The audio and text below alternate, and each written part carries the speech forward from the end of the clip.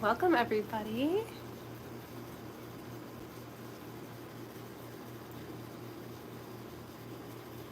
I think we're live. It's my first time doing YouTube live, so bear with me as I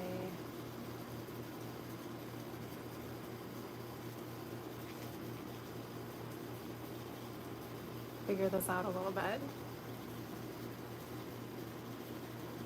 Make sure the link is working to the class.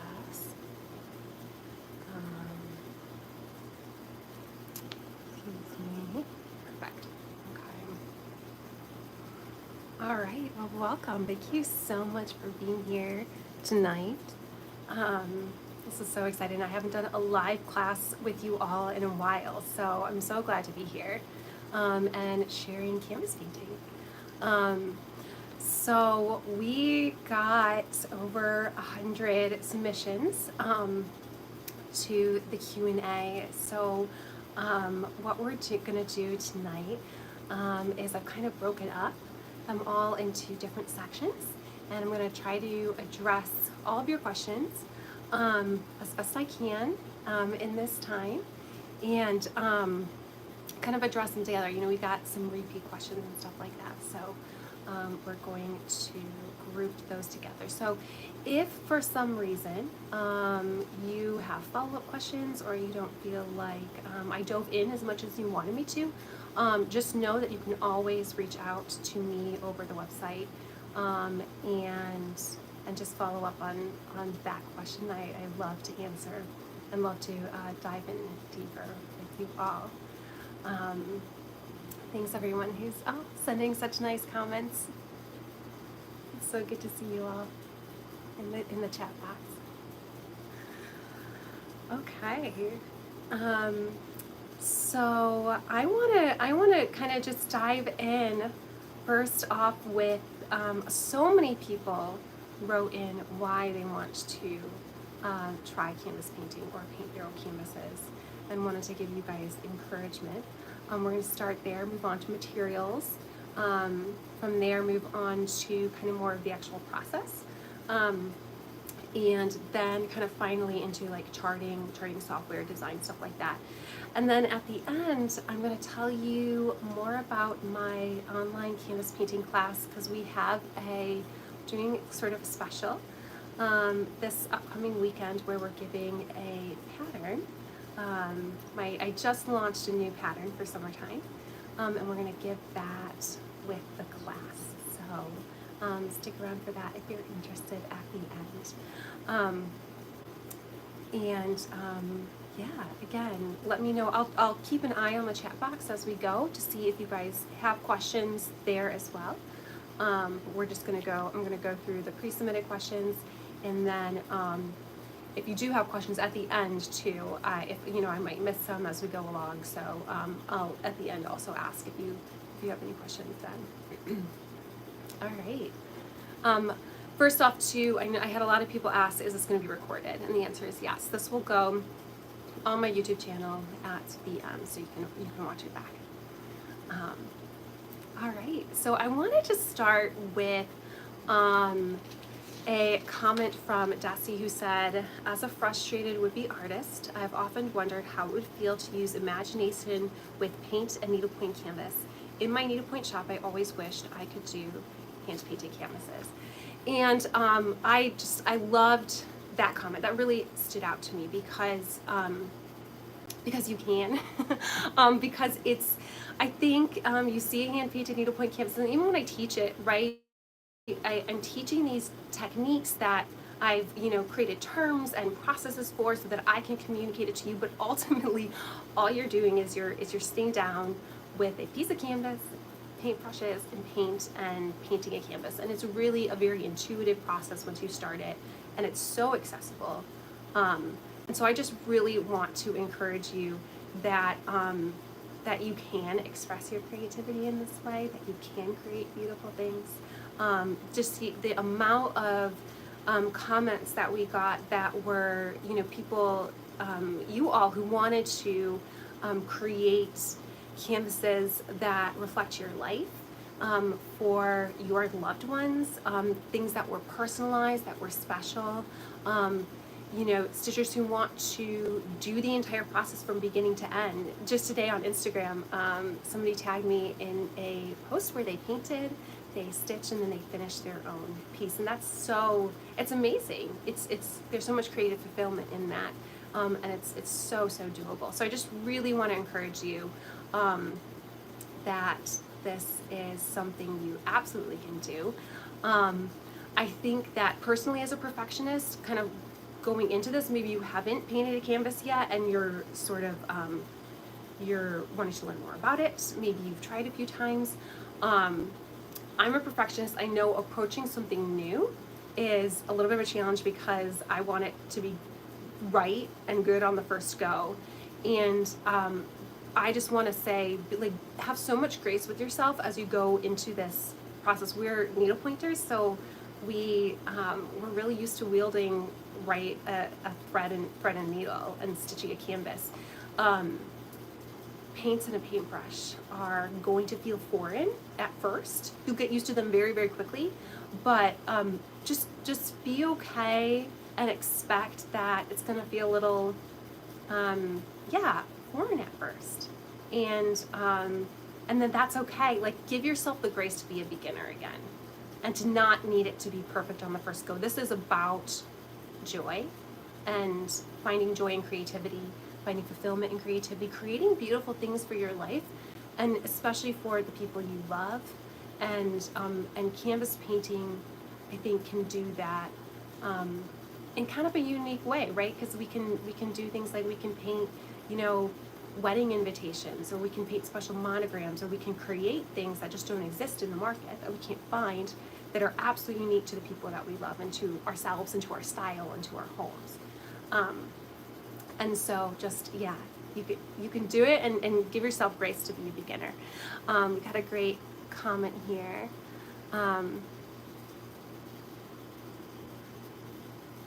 Awesome. Okay. Yes. So, question about materials. So I am going to, that is actually going to be the first thing we're going to dive into, is materials. And after that, we'll get into setup. So, since the chat question, let's see, Beth asked, where would you suggest I purchase canvas, and what's the best canvas to use? Hoping we'll talk about brushes too. So let's start with the needlepoint canvas. Needlepoint, painted needlepoint designs are typically painted on Zweigart mono canvas. So Zweigart is the brand. Mono canvas is the way that it is woven. And that's what you're gonna find in a lot of needlepoint stores. You might find some like interlocking canvas too. But I suggest mono canvas. So you can get this, I mean, we sell it online at abigailslucille.com. You can get it, I'm trying to think where else I've seen it online. I've seen it online, I think a couple different needlepoint stores. They're not coming to mind right now, because I think, Beth, you said you don't have a local shop. Your local shop may have it, if you do have a local shop. If you want to, I mean, you can, like, if you're looking to get into needlepoint design and you have a business, then you can buy it by the roll. Oh, someone said they've seen it on Etsy. That totally makes sense. So you can probably buy it on Etsy. So canvas comes in a very large roll, and it is 40 inches wide, and it has a selvage running on either side of the canvas. And I actually have a little example here. So this is the selvage right here. It's this orange piece. And that's going to be on either side of the 40 inches. And then it's sold by the yard, so a lot like fabric. So if you ask for a half a yard of canvas, you're going to get 18 inches by the width of the canvas, which is going to be that 40 inches.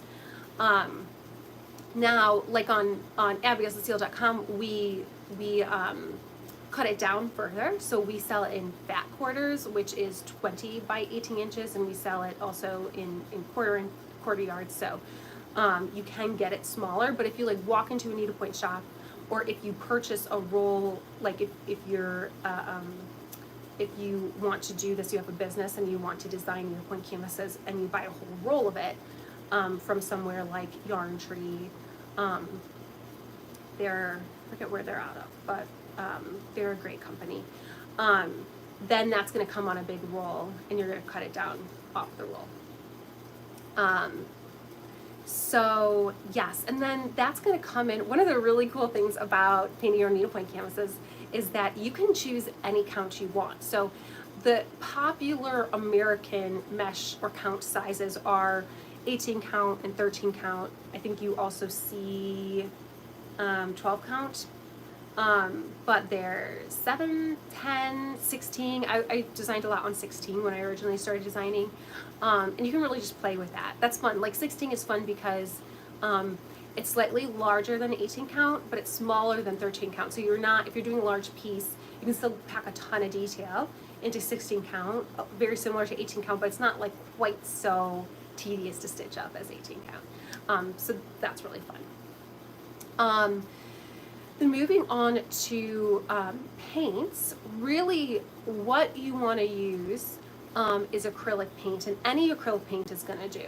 Acrylic paint is permanent, and it's once it's dried, it's dried. It's not going to come off. I know we had a question about do you need to put anything on top of the paint to make sure it doesn't get off in the threads, and the answer is no. Acrylic paint is permanent. It will not come off once it's dried, which you want to keep in mind when you are painting it. If you get it on your clothes, if you get it on furniture, sometimes you can scrape it off furniture, but if you get it on like your clothes and it dries, that's doomed. So, so any acrylic paint. Now, I personally like to use acrylic craft paints, and I like the brands Ceramcoat. So this is Ceramcoat, Folk Art, and Americana. Now, the reason I like these brands is because my local craft stores like Hobby Lobby and Michael's carry these. I think Joann's does too, in pretty big selections, and so they're just very accessible to me. I enjoy using them, but you can totally experiment with any acrylic paint. Make sure that it says it's permanent. So brands like Americana, like Folk Art, they also, this is like their matte acrylic. They're also going to carry specialty paints. They're going to carry like metallics, pearl. They're going to carry like enamel paint, stuff to paint on glass, kind of unique stuff, maybe even chalk paints, glitter paints. And what you want to make sure when it's something a little bit different, like I always stay away from anything that's meant for a different surface. So, so anything like that's made, like a chalk paint that's made for furniture, or a paint that's made for glass, I just stay away from those. The metallics are really fun to play with. They give a metallic sheen, right? And that's going to indicate to the stitcher that you maybe envision a metallic thread going in that area. But with those specialty paints, they're not all permanent. So you want to check on the back. It's going to kind of list about it, and you want it to say permanent on there. If it doesn't, then you need to test it. So I found a really cute like glitter paint that I brushed on. It had this really pretty glitter effect, and then I got it wet. Once it dried, I got it wet, and I rubbed it with paper towel, and the glitter came off. It was kind of a gluey substance. So that's obviously going to be an issue if you want to block your piece, if you want to get it wet and block it, or if it's going to be a pillow and you want to wash it at some point. If you don't intend to block it, then it's probably fine, right? You can, and it's going to be an ornament. It's never going to get wet. Then it's not going to be an issue. But generally, you do want that to be, permanent. But this specialty paints can be really fun. Now, the difference between art paints and craft paints, and I get into this a little bit in my class, is that the reason I like craft paints is they're pre-mixed. So they're going to come in hundreds of different colors, right? This is a medium blue, this is a darker blue, this is a light blue. They're already mixed together in hundreds of different colors. You're also going to see at stores like Hobby Lobby, Michael's, art stores, they're going to have art acrylics, which are not pre-mixed. You can use those, you can absolutely use those, you just need to mix them yourself to get lots of different colors. So those are the paints I use personally. I know somebody asked you just to use Americana, and I use lots of different brands. What I do like to do is, and this is kind of tedious, but it's really fun, is when I originally started designing canvases, I bought like 100 different colors. And then I painted them all onto these little cards and put them on rings. And then I wrote the name on the back. So that way, when I'm designing something, I can just pull out my swatches, and it's a lot easier to like see what the paint is. You know, when you look through the bottle, it's not that accurate. So it's a lot easier to kind of play with color that way. Okay, then brushes. So what you're looking for in a brush is a kind of mid-range brush. You don't want something expensive. You don't want it to be so cheap. You know, you can get a pack of like, I don't know, 30 brushes from Amazon for like $10.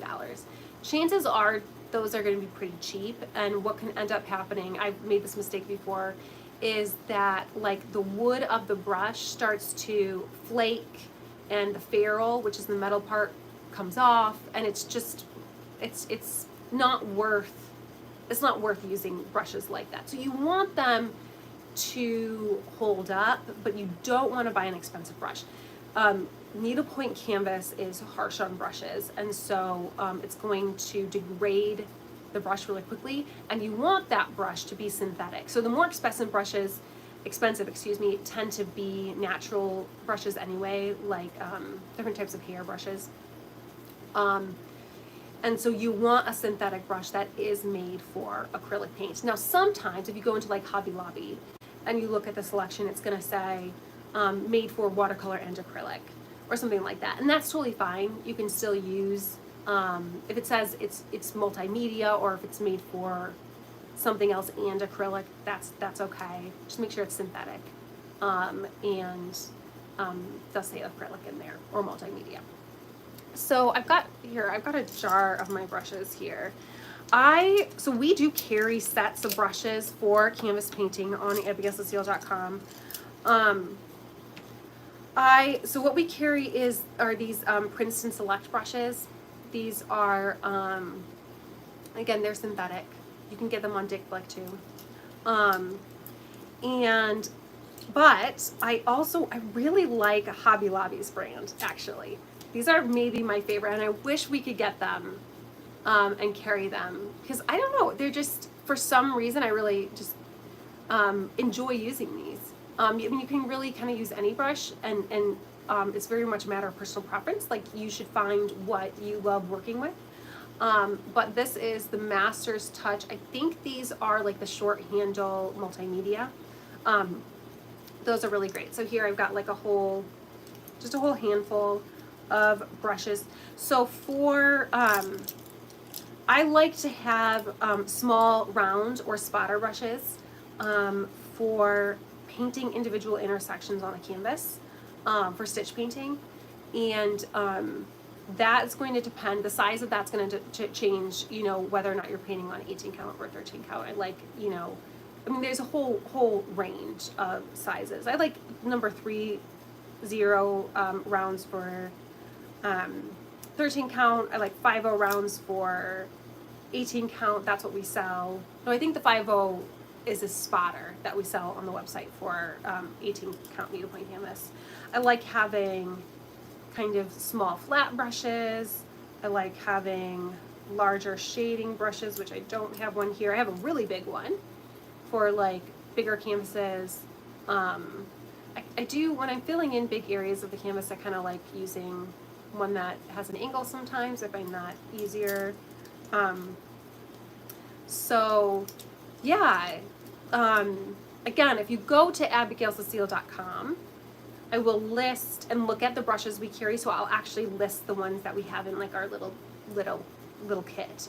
Now you can interchange, you can use the same brushes on 18 count and 13 count, with the exception of the small round or the spotter. Again, you want that small paintbrush to be able to paint the individual intersection of the canvas kind of go down on top of the intersection, have it sink around, the paint kind of sink around the intersection without, if it's too big, it's going to squish the paint out onto adjacent intersections.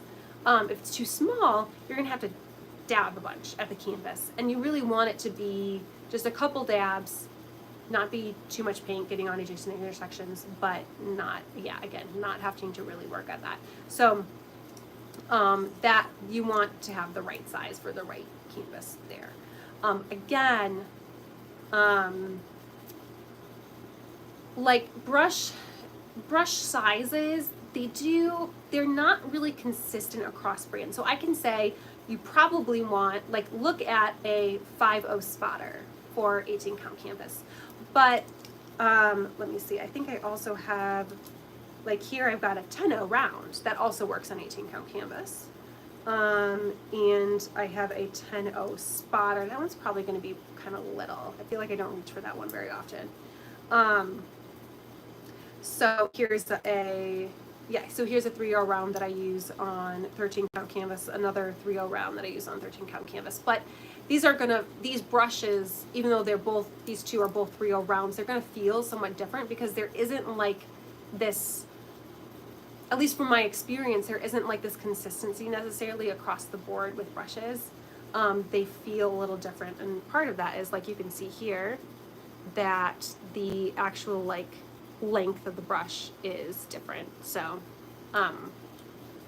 all that to say, definitely like grab different brushes, try different brushes, find what works for you, what you really enjoy using, and you'll kind of get into a groove and find the brushes that you love. So so kind of just experiment with that. Again, Hobby Lobby, Michaels, Dick Blick, Art. I think it might just be Blick Art now. Any art store like that is going to be a good place to find stuff like that. All right, let me look at the chat really quickly. Awesome. And then, what do you put your canvas on to paint? So that's a great question. I really love these art boards. So hopefully it's a little big, but this is an easel. It lays flat on a table, and then it comes up like that. So it's like an art board, tabletop easel. It's nice and flat, so you can tape your canvas and your line guide, which we'll talk about in a second, down to it. I love those. That you can just tape it down to a table and look down, but I find very quickly that my neck starts hurting. And obviously, right, you're sitting, you're going like this, and painting is very time consuming. It's very much like needlepoint in that it's a very sort of meditative, slow, peaceful process to kind of approach it that way, right? And so you don't want to be uncomfortable. So I find that these little tabletop, you can get them at Hobby Lobby, Michaels, again, Amazon, that really makes the process more enjoyable. All right, let me look at the rest of my materials comments.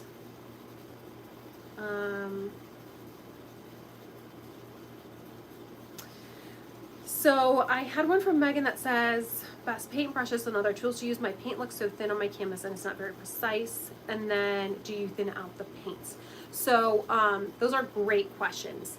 So paint consistency does, I find, really affect the way my paint goes onto the canvas and how kind of enjoyable it is to paint. So I suggest your paint being like a runny yogurt consistency.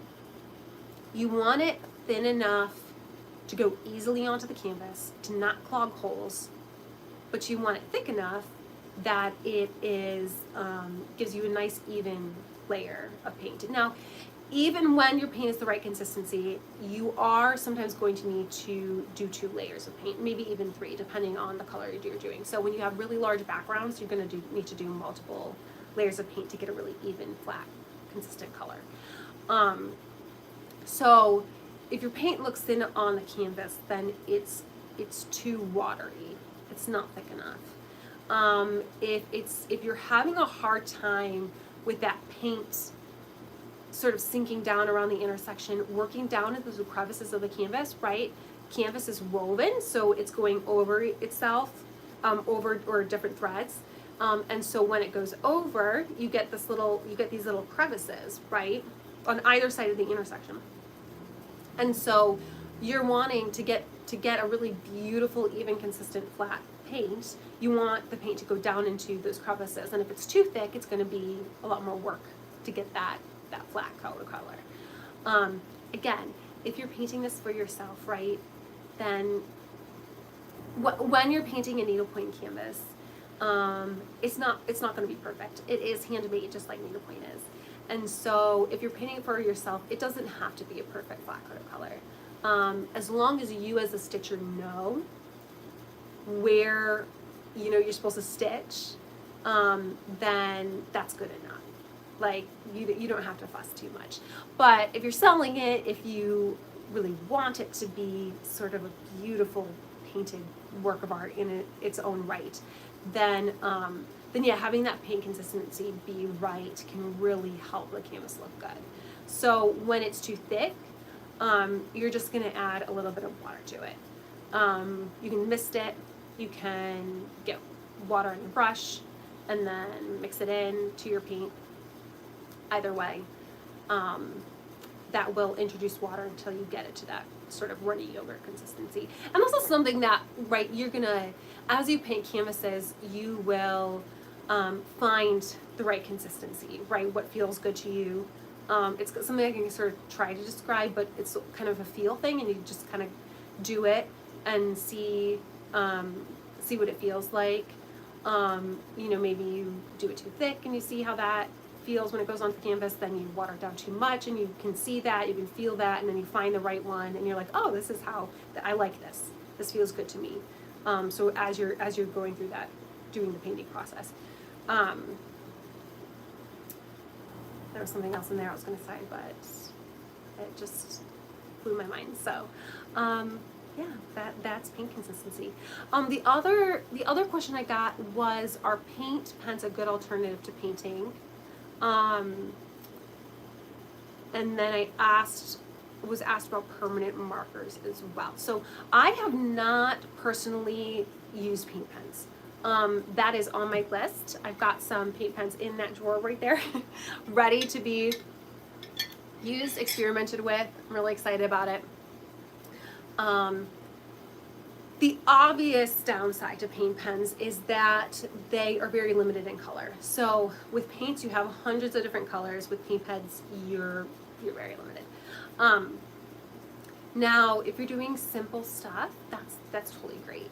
And also, paint colors don't have to perfectly match your thread, right? If you have a bright blue paint pen and you paint your canvas in that, and you want something that's more like a soft navy blue, like a dark more muted bright blue, that's fine. You can stitch over it, right? You don't want the colors to be so different from each other. But if they're generally in the same value and family, then you're going to be pretty good. So yeah, I would say the biggest downside is color selection. But I've seen people use them and they look great. So I would definitely give it a go. And check back in a couple months and I will have probably created a tutorial for that. So, and then permanent markers. So you can absolutely use permanent markers. I think this is, right, this is a sort of an experiential thing. I think there's something really lovely about stitching over a painted canvas. You can kind of see the design. With a permanent marker, you can absolutely still get that marked out on the canvas just fine. It doesn't look as pretty as you're stitching it. That doesn't really matter necessarily. It's just what you prefer. And it is less messy, right? I think there was a comment there, it seems like paints just seem so messy, Kelly said. And so yeah, you can absolutely use permanent markers. I have a video, if you go to Abigail's Lucille, to my tutorials, then I have a video on charting a canvas using Sharpies. And in there I also talk about how to test for permanency. you do want like some Sharpie markers, even though they say they're permanent. Colors like red will still bleed, and so I've got a step by step how to test that and make sure that a Sharpie is okay to use before doing it. Again, if you're not going to block your piece and it's not going to get wet at any point, kind of doesn't matter. But if you do want to make sure, if you're maybe going to get it wet, then there's a way you can test that out. That's very simple. So I think that's all our question about materials. Does anybody, let's see, Terry said, can you give us an average number of canvases you get with one brush? That's a great question. I think I've said 5 in the past.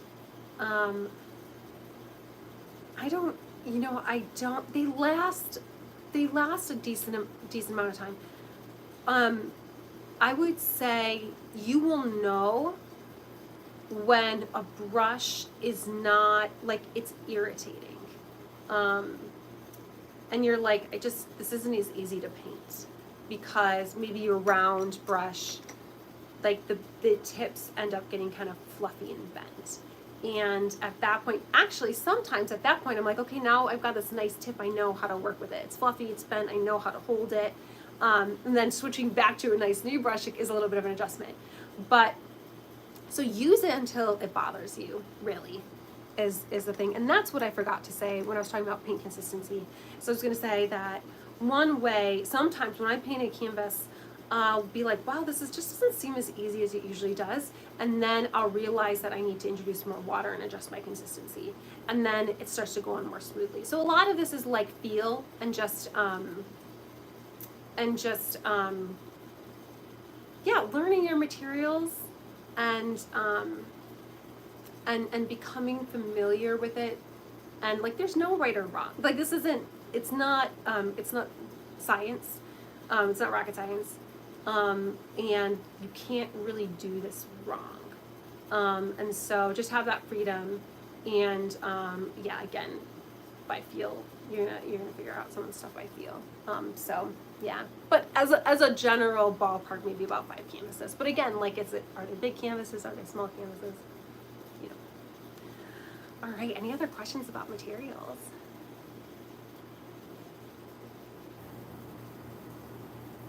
Before we go on to setup.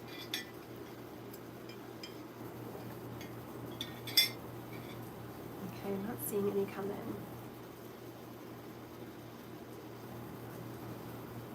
Okay, so with the setup, a couple of you sent in comments just like, I don't know where to start. Where do you even start painting canvases? And I wanted to just quickly point to a couple of resources. So obviously our online Needlepoint canvas painting class, just reading some comments there.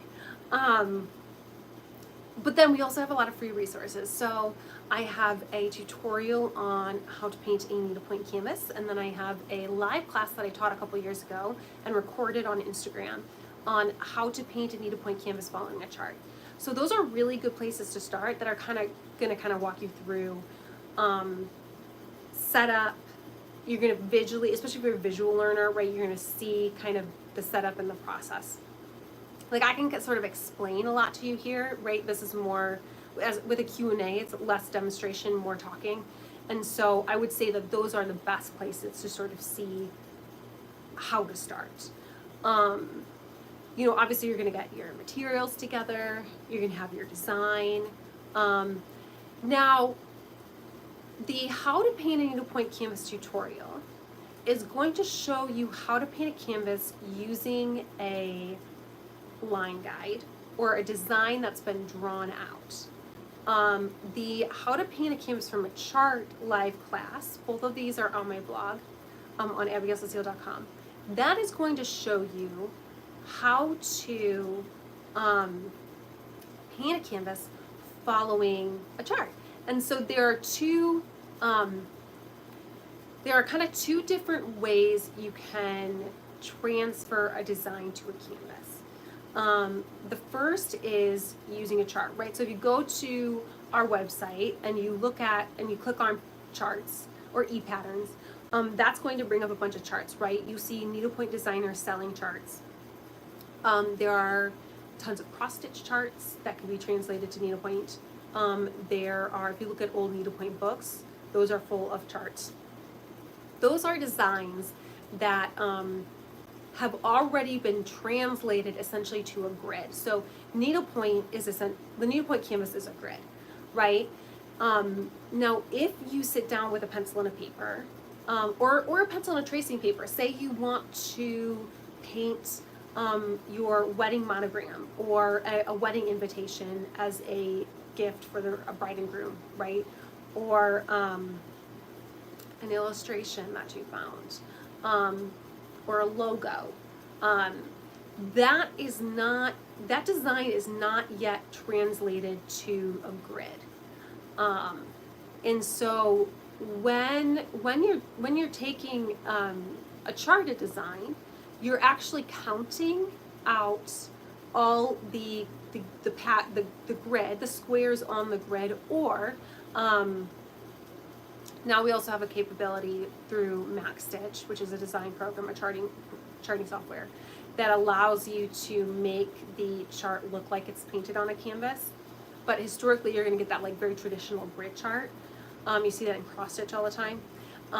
You're going to count those squares, and then you're going to paint them onto the needlepoint canvas, and you're exactly painting that design onto the canvas. With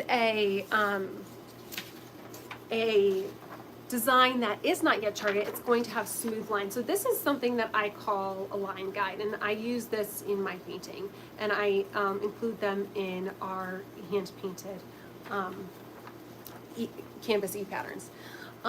So what you're doing there is you are literally translating smooth lines and smooth curves, and you're translating to the grid-like nature that is the needlepoint canvas. So you're turning it almost into think of like a pixelated picture. And so those two processes are a little bit different. With a line guide, I simply put that underneath the needlepoint canvas, and I use those lines underneath to create the design. But there's that translation process, right? Of you've got curves, and we have some questions in here, like how do you get a curve to be smooth, right? Because of that, it's not smooth by nature of needlepoint canvas. It's not smooth, and so we'll get to those a little bit later. But I hope that's helpful in kind of helping you to see there in the how to get started process. It kind of depends on which route you're going. So if you have a smooth design, or if you have a pencil drawing or whatever, or tracing, whatever you're using, then you're going to want to create like a line guide, and you can just do this with a black marker and tracing paper or paper, and this is, you're going to slip this under your needlepoint canvas, and you're going to use that to paint the design. If you're using a chart, then you don't need a line guide. You just need to start translating the chart to the needlepoint canvas by counting. And there, where to start painting. There's not really a right or wrong there. I find it easiest to start painting in the middle of the design sometimes, because that's easiest to place on the needlepoint canvas, right? You don't want to start painting off kind of and realize that you were off, and then you're painting over in the corner and you don't have enough waste canvas, stuff like that. So if you start painting in the middle, counting and painting in the middle, then that's really helpful. So yes, I hope that wasn't too much of a deep dive, and that kind of helps you to see how to get started. Again, for a visual, go and look at the two different tutorials that I mentioned earlier. That will give you a good idea of kind of the difference between those two things. One's a really short video. I made it years ago. One's a live class. It's going to be a little longer and really walk you through it. So, Beth said, thank you. No, I need the courage to start. Yes. Well, I wish I could just give you that courage across the across the screen here. But seriously, there's no, I mean, it's fun, it's intuitive, it's just dive in. It's creativity's funny. You know, I would say that it does. You know, I remember working in a quilt shop in college, and a lot of women just talking about like creative fear, and I just like I was just like, I don't get it. Like, why are people scared to be creative? And then I realized every time I avoid starting a project because I'm scared of ruining materials, I'm scared I'm going to waste my time. It's not going to be worth my time. I'm going to fail and I'm going to feel crappy about myself. Like that, anything that holds you back like that is sort of creative fear. And I was like, oh, and you kind of just have to take that step forward and do it. And I think give yourself grace and be okay with messing up. Because it's so worth it. It's so worth creating something beautiful. And sometimes we have to think also at, like, as a perfectionist, knowing that like it is part of creating something beautiful is sometimes creating something not beautiful and not feeling good about it and saying, okay, I learned there, and that was good. The process was good and joyful. And the next thing I make, like, I needed to do that to get to the beautiful thing. So, yeah, just encourage you out there. Let's see, how much bigger should the canvas be from the design? i.e. stitching a 4-inch round, what amount of canvas do you cut and tape before you design? Great question. So, the industry standard is 2 inches of waste canvas all around the design. So if you have a 4-inch round, you're gonna want 2 inches all the way around, so that's gonna be 8 inches, 8 to 9 inches. Now, that's great if you wanna put that on a frame, and that's really enough space so that you can work around the frame. You don't need that much. So if you have a smaller piece of canvas and it's yeah, just it doesn't quite fit. Maybe you have an inch all the way around and you don't want to put it on a frame. You can absolutely use that. You just need to leave yourself enough canvas so that you can finish the piece into whatever you're going to finish it into. But 2 inches all the way around is the industry standard. How do you get fold out of a canvas? Catherine asks. So this was one I'm not sure actually. I've never done that. I store my canvas rolled up. I would say probably blocking it's going to be your best bet. So getting it wet and pulling it straight is going to be your best bet. I also asked what's the best like pattern to start with, and I would say for your first pattern, you maybe try a 13 count canvas. It's bigger. I really enjoy painting on 18 count canvas, but I think you're going to see the intersections a little bit more clearly. You're going to be able to paint them individually a little bit better. And then I would do like a monogram. I would do something with only a couple colors. There are lots of wonderful alphabets out there. Free alphabets. The Antique Pattern Library is a really fun resource for free antique patterns. Just go to the cross stitch section. And then I know designers who have free alphabets as well. So just like a little monogram. In my online painting class, after we go through the exercises, we paint a monogram fob, and that's a really lovely first project. It's also just fun because once you know how to do that, you can make them for everyone, right? If you want to teach your girlfriends to stitch, they don't have to buy a canvas, right? That's a big investment. You can just paint them a quick little monogram and then teach them how to stitch, and it's great. Another thing you could do is like, I have a lot of free patterns, well, a lot, I say about 4 different free patterns that you can get on my website. We just came out with a sweet little like sailboat scene with a lighthouse. That's a good place to start, right? An easy like cross stitch pattern, or yeah, again, just something little and simple. Yeah. How to use, Eleanor asked how to use a light box. I don't use light boxes. I just don't think you need them. So, right, if you're putting a line drawing, if the lines are thick enough, right, if you're using, again, this was done using the Procreate app, which we'll get to a little bit later. But if you're using a thick enough marker to make your line guide, then to draw your design out, then you don't really need a light box. I've never used one.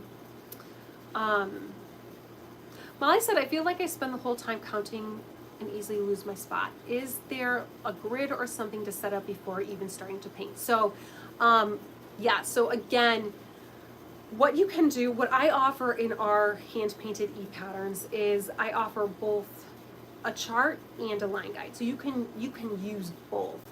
When I'm designing a needlepoint canvas, I just use a line guide.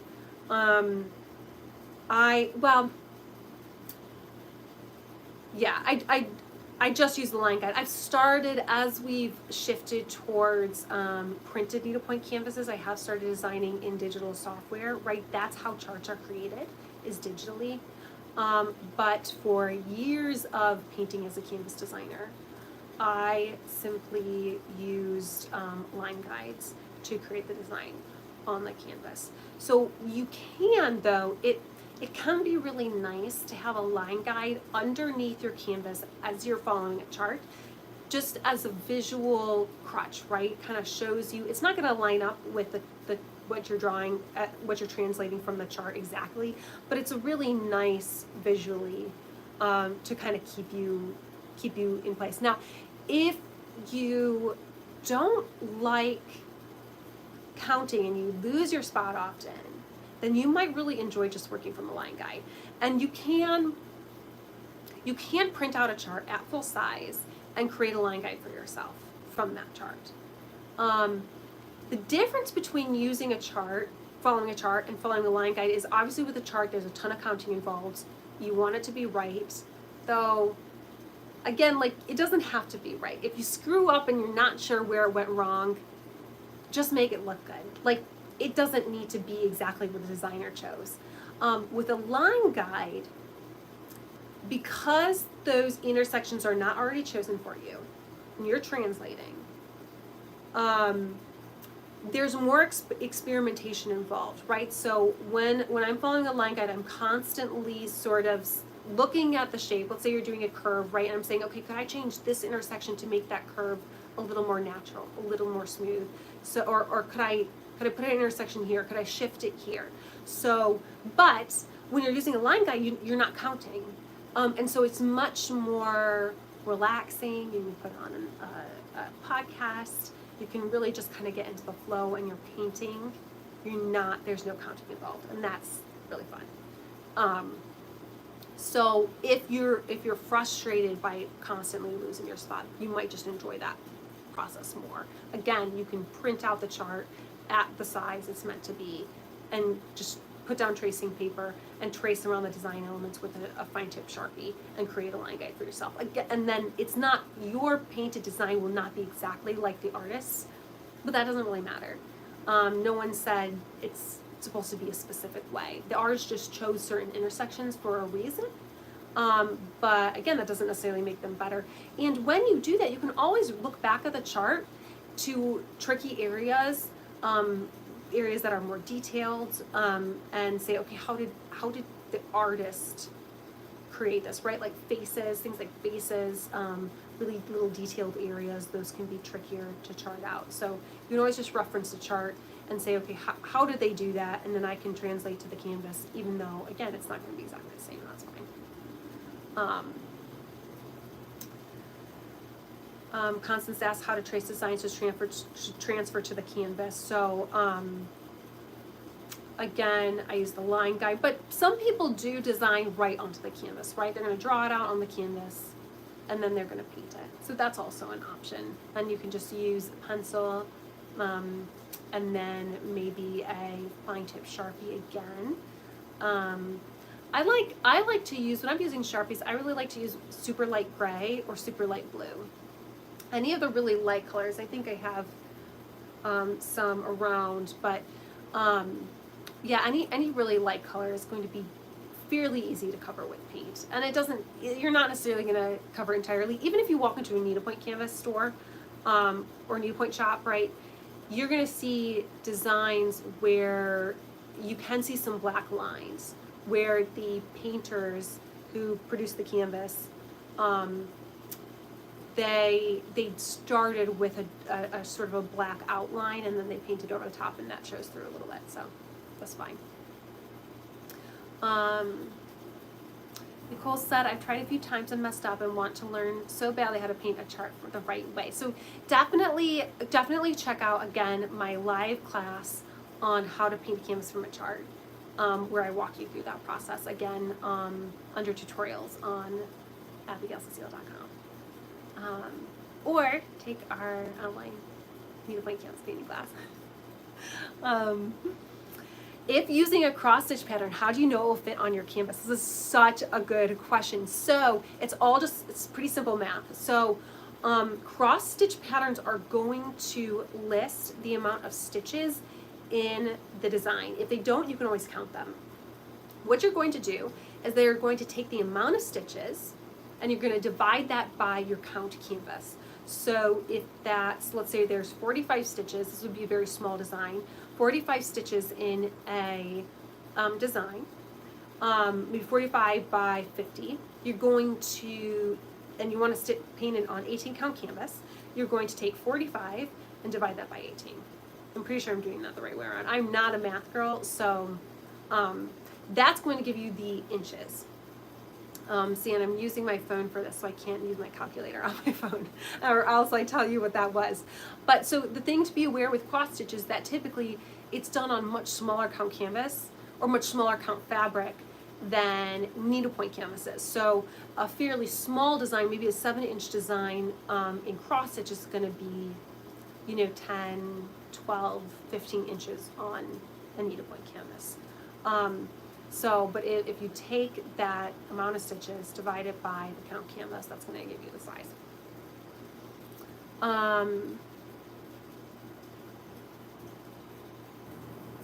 So Colleen asks, other than the tradition and the obvious advantage of having the pattern and specific colors directly on the canvas, are there reasons why needlepoint can't simply follow a pattern from a separate piece of paper or screen? The answer is, if I'm understanding the question correctly, the answer is no, there's no reason. You can just look at the chart and the pattern and stitch it on, like you do cross stitch, right? That's what you do when you're stitching cross stitches. You're creating the design on the canvas as you go with your thread, and you can absolutely do that. I know a lot of people enjoy painting the canvas just because they enjoy stitching a painted canvas. But if, like all our e-patterns, or charted e-patterns, they tell you how to stitch it right onto the canvas. Susan said how to get, just the nuts and bolts of it, how to get an even coverage and nice clean lines. So that's great because that segues us into painting questions. So again, your paint consistency, when your paint consistency is good and you're just, it's just a matter of getting comfortable with the paintbrush and painting individual intersections, right?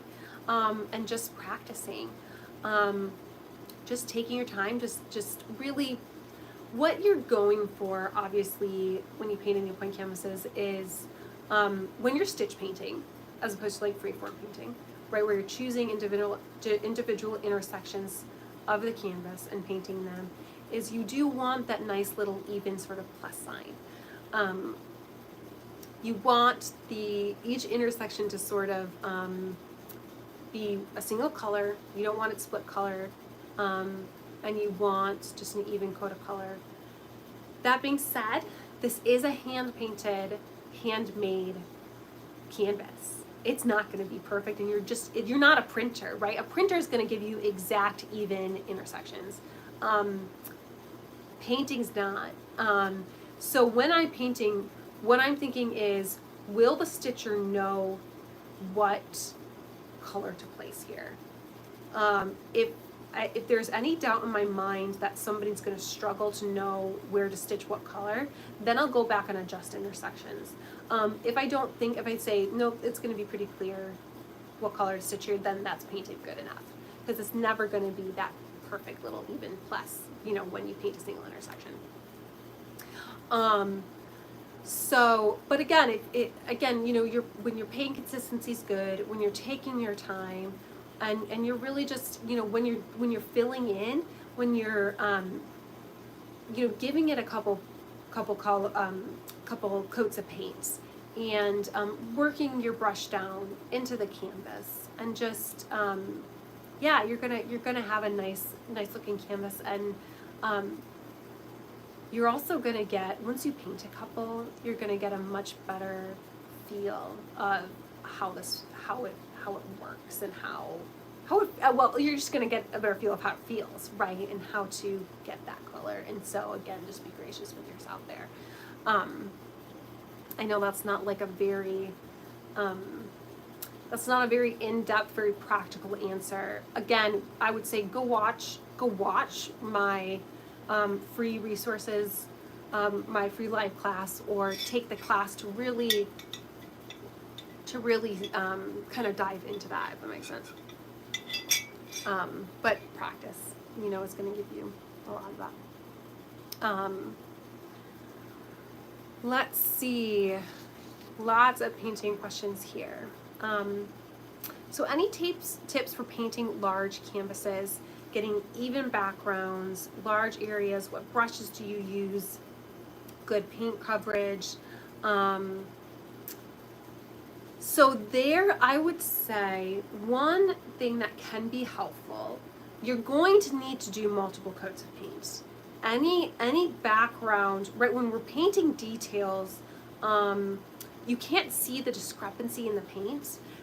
When there's a big area of flat color, you're just gonna see white canvas. It's not gonna be completely even, and you're gonna need to do 2-3 coats of paint. Sometimes when it's a dark color like a black, then it can be really quite a pain, actually, because the white of the canvas, anything you haven't covered completely, just pops out.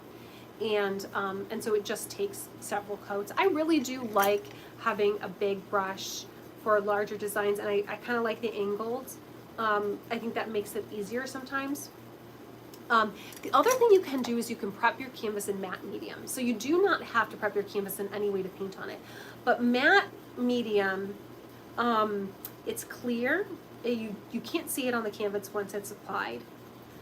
But what it does is it's a coat between the paint and the canvas, and it fills in some of the crevices that otherwise you need to get the paint down into and get your paint bristles down into. And so when you have those big areas of flat color, applying matte medium to your project first can be really helpful. I personally have never used it, but I know some people really, really like it. And some people enjoy it just because of how the paint paints on top of it. So that can be something to play with. Any tips when the design is rounded and the letters are thin? And then Kim said, this is her first attempt at painting a canvas, and I'm trying to duplicate a specific font and really don't know the first thing about painting my own canvas. So with letters and rounded designs, that can be, right, that is trickier than a straight line, right? With a straight line, you're just following the grain of the canvas, or with like a square or simpler shapes, that's just really easy.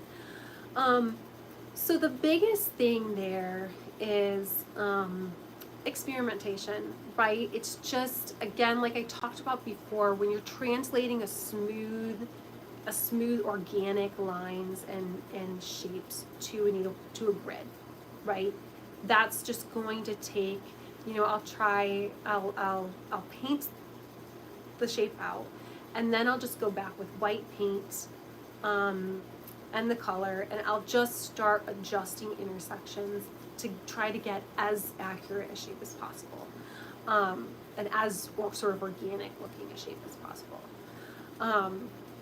Letters, so fonts and letters, I really like to do these in a charting software or app. That's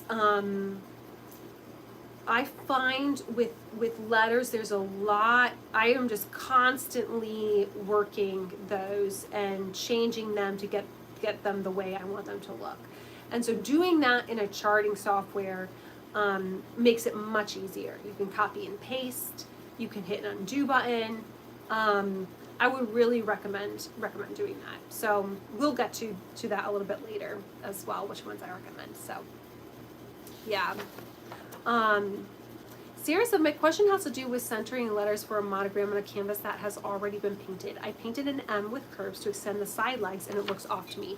So this is a great question because a lot of times with painting canvases, right, we want things to be nice and lined up. There's a lot of like counting intersections. Sometimes though, it matters more how it looks visually. So if it looks off to you, even though it's kind of correctly centered, then you can adjust it. It doesn't have to be correctly centered. It's really about how it looks visually to you. So I'm not, I think that's answering your question, Sarah. If not, again, email me. Yeah, I mean, that's just a matter of adjusting. Then if you're extending those sides and all of a sudden the pattern looks off, then try to shift it a little bit. Again, with things like centering, with fonts, monograms, letters, and centering elements, that can be a really great time to use a charting software. Because in a charting software, all you would do is you would, select that monogram and you'd move it over one intersection and you'd see how it looks. You'd kind of hold it back and see how it looks, and then you'd hit the undo button to see how it looked the other way, and then you hit the redo button to see how it looks, the new way. And it just creates a lot more flexibility and speed in terms of centering that and figuring out how you want it to be painted. How do you ensure the design is where you want it on the canvas? Do you use any sort of method to mark locations on the canvas, like with disappearing ink or threads? So when you're using a line guide, the great thing about a line guide is that you do not need to do any kind of centering, because you're just centering the canvas over the line guide. You tape the line guide down, then you tape the canvas on top. When I'm just working from a chart and I don't have a line guide, then you can take a ruler and you can measure 2 inches in from the top and 2 inches in from the side, and you can mark that intersection, and that would be your corner of the design. You can also just start from the center. I do typically just eyeball it, but you can use a ruler too if you want to.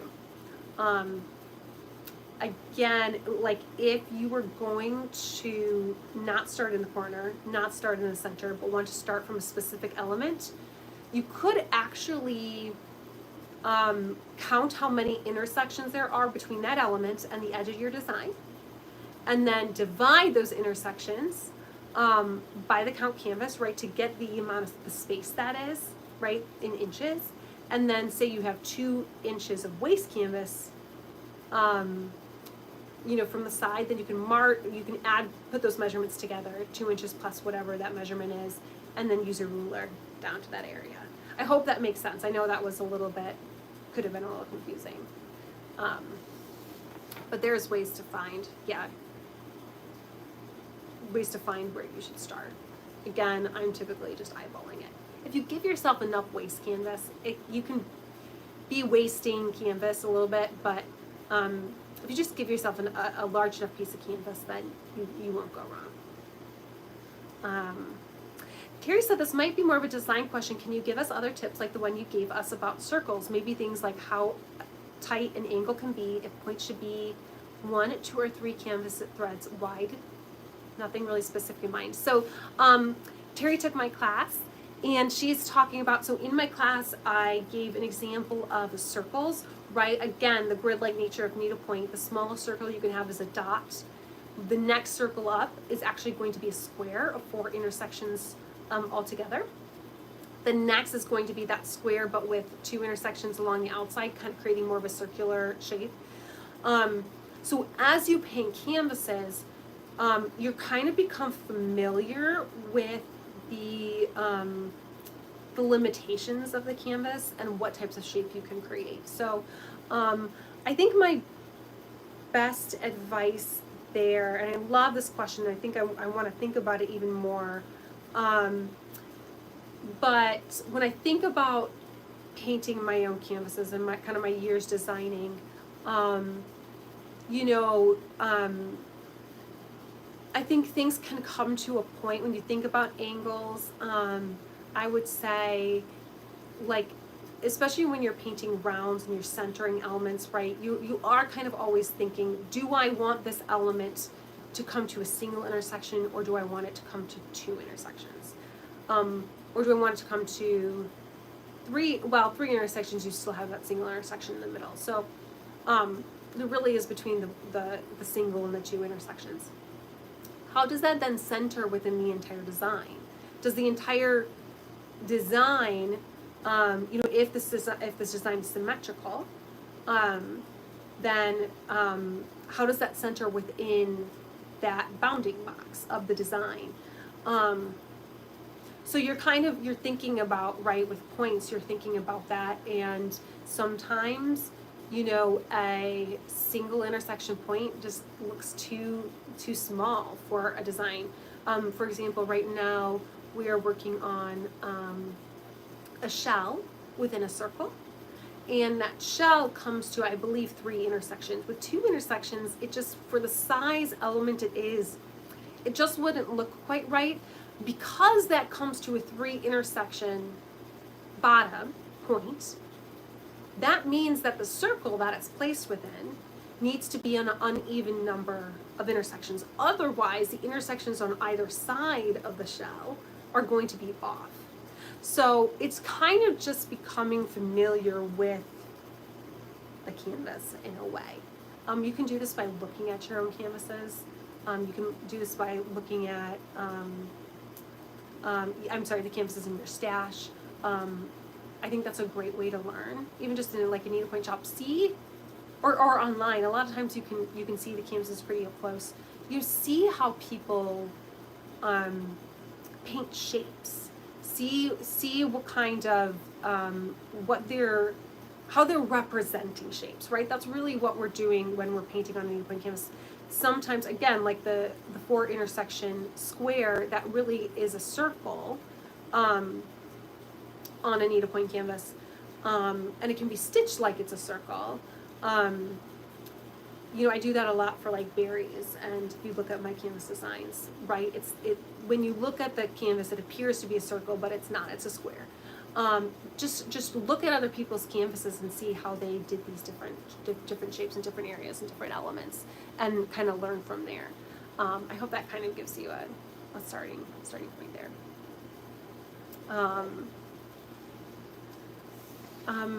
Let's see. Susan asked, how do you correct a mistake? So that's such a good idea, or good question. Simply cover it with white paint first and then go back. So that's how you correct a painted mistake. If you messed up the chart, like counting and charting, that's a bit of a pain. You kind of got to go back and count and find where you messed up. So go back and count around the design, and find that incorrect place. Alternately, like you don't have, it doesn't have to be perfect. When you're creating something for yourself, it doesn't have to be counted perfectly. You don't have to go back and fix that. It's totally up to you. I hope that's a little bit helpful. But when you've messed up painting the canvas, then you just go back with white paint before adjusting, right? And then Kate said, how to get the dot to be perfectly cross-shaped. So again, it's not going to be perfect. Your intersection's never going to be perfect, but I like to just take my brush, I come from above, and I gently push it down around the intersection so that the paint kind of sinks around until, you know, I don't want to take it on adjacent intersections too much. And just dab it a couple times and just kind of practice that. Practice dragging, you know, along a row of intersections along the canvas thread. And just, yeah, practice dragging along to give yourself a line. That's how I do it, and you'll quickly become more comfortable holding a brush, feel like you have more control, you get a feel for it. You know, remember the first time you stitched a canvas, right? It takes a few times to figure out, okay, where's my needle coming up? And then you get fast, right? And you learn, and it becomes second nature. So kind of allow yourself to be in that place of like the first time you take a stitch. And the first time you stitch a needlepoint canvas might have been when you were 6 years old. So, you know, let yourself be in that place again. Okay, how to paint so that the stitcher can read exactly where the stitch should go. That's very similar to the one before. Again, that was Stacy. Just be slow. Let it be a meditative process. Let it be a peaceful process. It's not supposed to be fast. This is like needlepoint stitching, right? This is a piece of artwork in and of itself, and a process in and of itself. As a designer, the piece is meant ultimately to be stitched, but I do sort of separate it in my mind, right? Creating a beautiful needlepoint canvas is its own thing and its own expression of creativity, and it's lovely. And then stitching it is another thing. So just kind of let it be time consuming, let it be enjoyable. And I think that when people's canvases are harder to read as a stitcher, that tends to be because they're rushing. They think it should be done faster, and they're not enjoying the process. Annette asks, what do you recommend the best way to paint small details? What is the best way to give your piece dimension when painting? How do you map out a design on canvas prior to painting? How do you reproduce the same design on other canvases and maintain consistency? So I've addressed a couple of these already. Yeah, I think shading is a great way to give your piece dimension.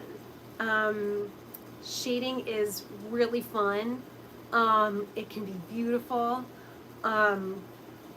Shadowing, you can obviously achieve the illusion of shading, right? You don't necessarily, shading is where you actually have soft edges on the canvas, and what you're conveying to the stitcher is that you see this area being shaded with thread, right? It's not a hard edge, but you certainly can have dimension and shadows, and you can make objects in your design look three-dimensional without shading, right? You can do that just with the color and the intersections you choose. You know, the best way to paint small details, again, that's a lot of experimentation. Using an app or software, or charting software sometimes can be extremely helpful when doing small detailed areas, because it allows you to play very quickly with the area without getting kind of, when you really heavily adjust an area over and over again with paint, the paint does start to build up. So you might want to try little areas on a practice canvas until you just get the intersections right. Small areas, small detail areas just take more playing with to get them to visually look the way you want.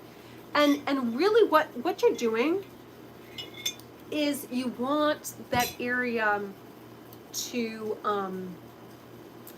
it's representative of something. It's not the actual thing. So kind of in your mind, let go of how the intersections you think it should be, and let it be a representation of something. So like, for instance, with like a face, maybe you're trying to paint a little face. You know, and you think, well, the mouth should be here, and the eye should be here, and the nose should be here. Well, they might not look like a face if you put them in the area you think you should. Maybe you need to, you know, widen the eye intersections more, or maybe you need to do specific things that you wouldn't think that just is not intuitive to you, but actually sort of help. It's more about what's being conveyed, not what's actually there, if that makes sense. I know that's a little bit vague, but again, using a charting software can really help you experiment quickly with things like that. How do you reproduce the same design on other canvases and maintain consistency? So that is all about just transferring the intersections from one canvas to the intersection to another. It's following a chart, and it's just, you know, really making sure that they're exactly the same. It's tedious. It is. But I mean, it can be fun too. I guess it depends on well, I should say, to me, I feel like it's tedious.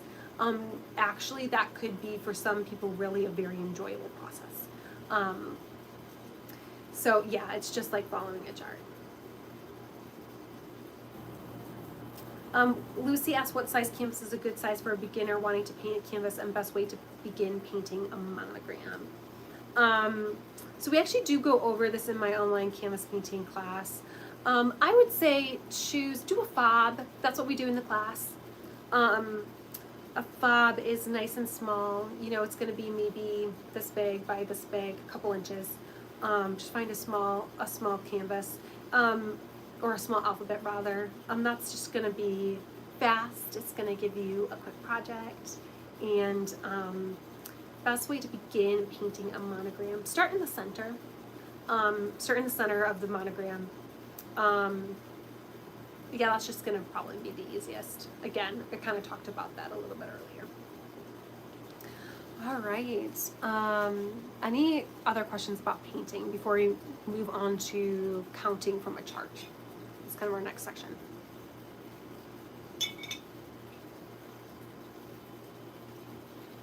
All right, I'll watch the chat. Katie said, any advice for someone who struggles with the mental switch from looking at and counting stitches on a canvas as you're stitching on a project to counting squares when painting a canvas? For example, I'm constantly having to go back and use white paint to cover up mistakes when I paint a canvas. When I see 2 blue squares on a chart, I have a hard time stopping my brain from doing the mental math of knowing that it is technically 3 stitches or stitch intersections, and I'm constantly accidentally painting 3 rows or columns of a canvas instead of 2. So I had a little bit of a hard time envisioning this, Katie, so please reach out to me if I don't answer this correctly. So with a grid chart, each square does represent 1 stitch or 1 intersection of the canvas. So there shouldn't be any switch between the two. I do find it confusing with grid charts because there are no holes. There's just intersections. But every single grid square equals 1 tent stitch or 1 intersection of the canvas. I hope that's helpful. I hope that's what you're getting at, and if not, please reach out to me. Yes. Yeah, I think that's, do reach out. Rusa, do you ever paint from a photo? Any tips for that? I have not personally painted from a photo. What I would do if I were doing a photo is I would take that into charting software, which we're going to get into in the next section. And then, actually, you know what? We're going to get into that now. So, Christina, Ellen, Lori, and Melinda all asked about how do you chart canvases, what software do you use, what programs do you use. So I personally like to use Stitchly, the Stitchly app, and MaxStitch or WinStitch. So MaxStitch and WinStitch, they're the same program. You just get the different one depending on what type of computer you have. MaxStitch can only be used on computers. MaxStitch, WinStitch can only be used on computers. Stitchly is an app that can only be used on a phone or like an iPad or something like that. Some type of a device. I recommend getting Stitchly first. It's about, I think it's about $10. It might be $15. It's very intuitive, very easy to use.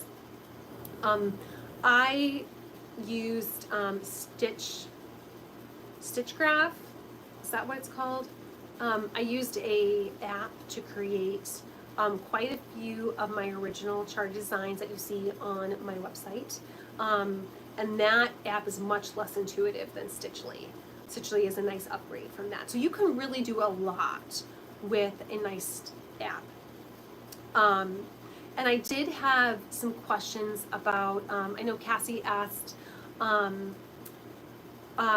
to use MaxStitch, and I think she said Stitch Fiddle, which I have not heard of.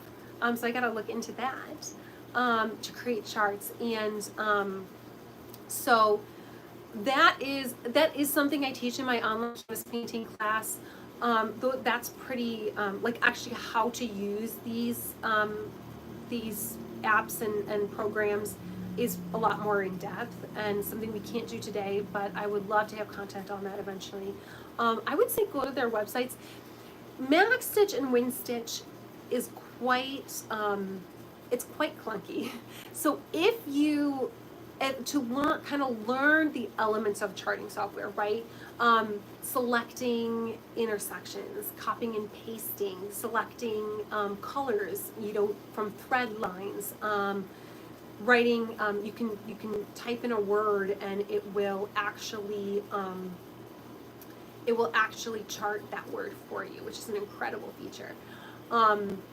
Stitchly will do all those things, and MaxStitch will do them as well. So if you learn them in Stitchly and kind of learn the features, then you can find them in MaxStitch. MaxStitch is a much more extensive program, but it's quite clunky and kind of old feeling and not very intuitive. And so looking at the different features, learning the features, and then finding them in MaxStitch. I mean, you can go on both Stitchly and MaxStitch, you can go on their websites and see some. I think they have some tutorial content, not a ton. But Stitchly is very intuitive, and that could actually even help you to learn MaxStitch. MaxStitch is more expensive. MaxStitch, WinStitch is really for designing. It's used by cross stitchers. I didn't upgrade to MaxStitch until a couple years into designing charts. And it is really nice. It's a nice program. It has a lot of features, but you can do a lot on Stitchly. So hopefully that kind of answers your questions. If there are specific things that you don't know how to do, or that any of you are looking for, like for instance, I had somebody reach out to me over Instagram asking how to turn the charts in MaxStitch into a canvas. So when you pull up these charting softwares, they appear as the traditional grid chart. MaxStitch, WinStitch actually has the capability of taking that chart and making it look like a needlepoint canvas, which is really nice. So someone reached out to me like, how do you do that? So if there are things that you're not sure how to do in MaxStitch and you're like, I can't find how to do this thing, please reach out to me and I would love to share that with you. So hopefully that's somewhat helpful. But those are the two programs that I recommend. Start with Stitchly and then upgrade to MaxStitch when you're ready.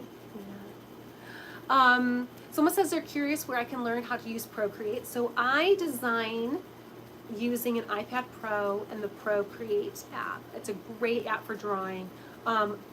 If you go to Procreate's website, they have a like beginner tutorial on how to use the app, and you can kind of walk through that. When I'm designing needlepoint canvases, I am just using a pencil to sketch, and then I'm using layers to create different design elements. so that it's like tracing paper essentially stacked on top of each other, right? And then I'm using the calligraphy brush. I like the script brush and the monoline brush. And I use those to design color. I'm very, very basic, right? Procreate, people do essentially crazy artwork on there. I'm just using the basic features to design canvases. So I would go to their website, watch their tutorials, and then just keep it simple. Lisa asked how best to translate designs from Adobe Illustrator, which is a great question. So actually, when I started designing canvases, I would sketch and paint them, all just with paint and pencil and paper, until I eventually upgraded to using an iPad and the Procreate app, which is just a much faster process, right? But I would always create my line guides in Adobe Illustrator. So you can just, I would just create, use the pen tool to create a black line guide where you're just outlining all the different design elements, and then you're printing it at the correct size, and that can then be placed under your needlepoint canvas to paint on top of. Yeah, how to design. So Julie asked how to design and software options. So again, you can design by sketching with a pencil and a paper and tracing paper, and you can just sketch out your design. You can do little sketches and then play with paint really quickly, so you can kind of get an idea of the paints you want to use. You can then put tracing paper down and use a marker, fine tip Sharpie marker, and you can trace around all the design elements in your sketch and your design, and that can become your line guide. That's completely not using any software, any programs, any apps. You can design that way. You can do that process in a drawing app, on a tablet, on a computer. That's what I do. I use, again, the Procreate app. I do my sketching in there, I do my color in there, and then I'll create a line guide in Procreate. I will take it into Adobe Illustrator and I'll print it there. But you can also print it from Procreate. That's a little more technical. If you're familiar with those and have those, software or apps already, then that's great. That's how you create a design in a line guide. You can also use Stitchly and MacStitch, and you can simply start choosing intersections and designing purely using a chart, right? Or using the charting software. You can create a line guide and put it into MacStitch or WinStitch or Stitchly, right? That's where you put a picture behind the grid, is what it's called. They both have the capability of bringing a photo in, bringing an image in, and you can use that to then select your intersections, right? Essentially like a line guide with a canvas, but all digital. And then obviously from there, you use that chart to paint onto the Needlepoint canvas. So there are a lot of options, and there's no one right way to do it. Again, the apps I use are Stitchly, MacStitch, WinStitch, Procreate, and I do use Adobe Illustrator. That one's expensive, and so if you don't have and quite robust, it's a design. It's for designing, it's for graphic design. So if you don't have that and a familiarity with that already, I would just skip Illustrator.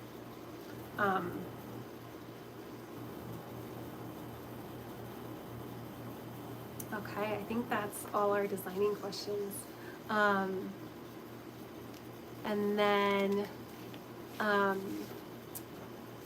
me see. Last question is, what advice would you give someone wanting to get started doing needlepoint design? What's your process, and where do you get ideas and inspiration? So, boy, that is such a fun question. I would say, my advice would be to get started. I think that's the hardest step. I think the first design, creativity, like that first design is the biggest one, right? You have to take that step forward. It's the biggest hump to get over. Once you're starting to create, you get more ideas. Like they just start to come. And so the more kind of creativity begets more creativity. And so my best advice would be to begin. I think it can be challenging as you maybe set out to become a designer. Is not, you don't know yet like what your style, what you love, right? Your style is who you are. It's what you love, what you gravitate towards naturally, right? Some people are going to gravitate towards cool blues, periwinkle. Some people are going to gravitate towards aqua. That's their style. It's kind of just what's sort of inside of you, for lack of a better way of defining it. And so letting that kind of come out, letting that be. I know that like I personally went through a lot of kind of ups and downs design wise until I finally sort of realized, it came to a point where I realized rather than designing for what I thought the industry wanted, what I thought people wanted, what I thought was the right thing or what I liked, or and I just started designing what I actually really loved.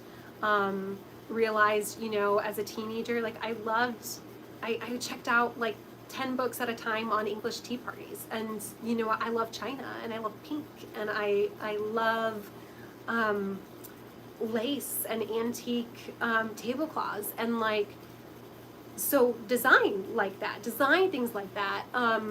Just I guess just go on Pinterest, create a board, and simply pin things that make you happy and give you joy. Create things that make you happy without thinking what kind of having the idea of like, well, especially if you're going to sell it, right? Well, what do people want? Like trying to figure out, and just maybe saying, well, this thing over here is popular, so I'm going to do that thing. No, do what you love, and then the right people will find you.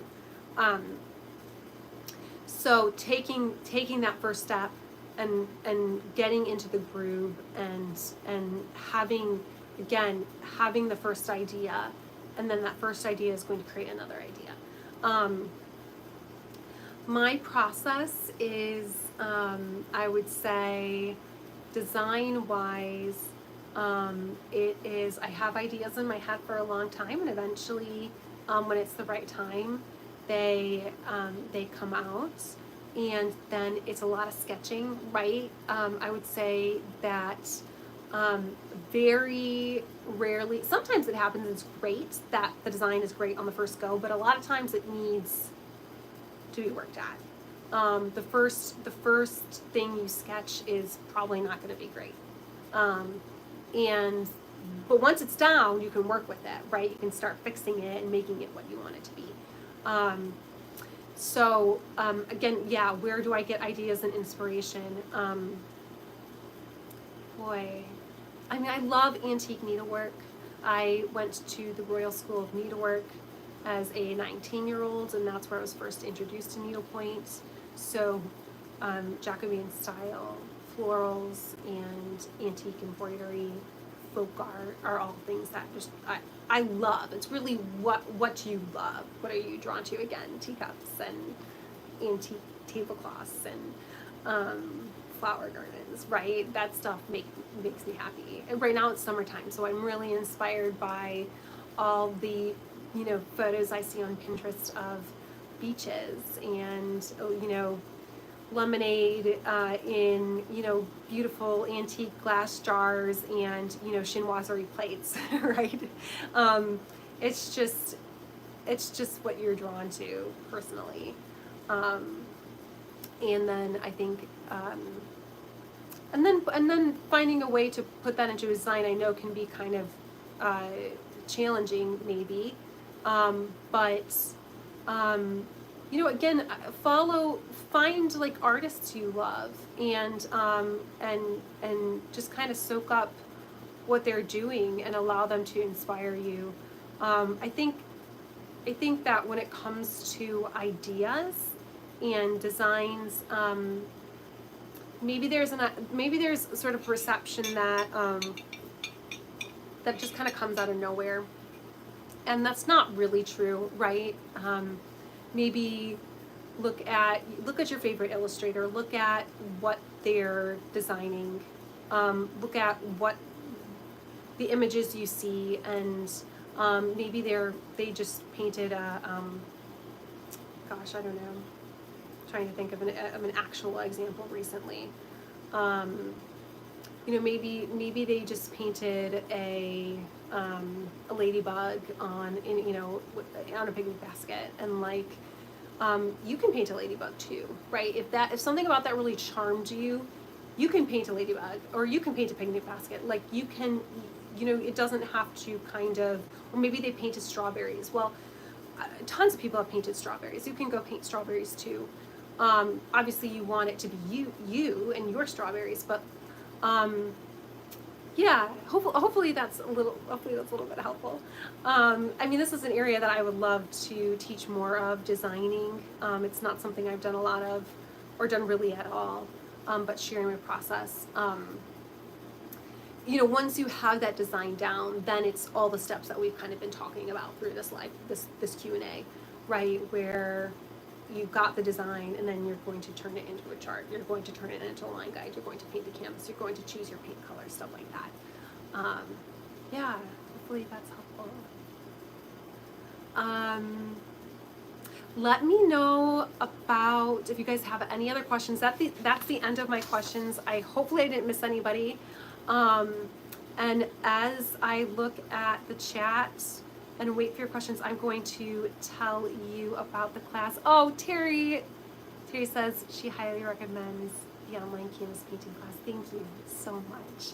So I would love to tell you about the class. I would love to tell you about our special, where did I put that canvas? So I just came out with, just launched yesterday, this little canvas here. And this is a hand-painted e-pattern. And we're going to be giving this with anybody who purchases the class. If you'd like to purchase the class within the next, well, let's see, till Monday. So we'll run it over the weekend, then this is going to come with the class. And it's a digital download, so we'll just email it to you.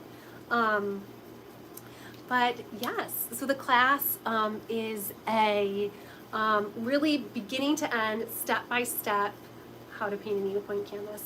I teach you how to paint an individual intersection. We work through exercises. I tell you my process for counting intersections and translating charts to a canvas, kind of my two different processes for that. And then from there, I teach you shading, and then we paint a monogram fob, which is kind of your first needlepoint canvas. So from there, that's chapter 1, and we also go through like all the materials, where you can find them, stuff like that. In chapter 2, I actually walk you step by step through painting a full-size canvas design, which is the lemon canvas that you can see on my website. And then in the 3rd chapter, that's where I go through, kind of dive into design. Like, as you know, you're going to walk away from the class knowing exactly how to paint a needlepoint canvas, but what to paint and how to design. I really wanted to give you guys a peek into my process and kind of a good foundation to kind of springboard your creativity. So we go through, like, there's an intro to Mac Stitch, an intro to Stitchily. I show you how I design digitally. I show you kind of how to design with pencil and paper and paints. Talk about where to find designs that are already created if you don't want to design yourself. And then there are a few like bonus videos, like how to paint, how to center an element, like how to paint a name on a stocking, stuff like that, how to use matte medium. So yes, again, if you would like to get the class, we're going to give, excuse me, we're going to give this little, I've been talking for a while, that little pattern with the class from tonight through Monday. So, excuse me. Yeah, that's my little pitch for the class. Thank you, Amanda. Oh, thank you guys so much for the kind words. I'm so glad you loved it. Again, if you have any questions, please let me know. Like, I love talking canvas painting. I love sharing this. It's so creative and joyful and amazing to create something that is unique to you, that is, reflects your life, the people you love. That is creating from, needlepoint from the beginning to end. It's the whole of needlepoint, and I love sharing that, and I love seeing what you guys create. So please reach out to me through the website. You can contact me through email with any questions at all, any follow-up questions, or just questions in general. Love to connect with you guys. So thank you so much for being here. Any final questions before we go?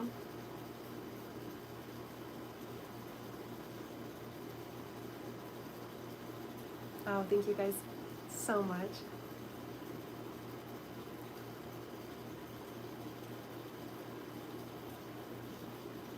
All right, well, I hope you have a lovely rest of your night, and thank you for being here. And yeah, again, reach out, and happy painting. Bye, everybody.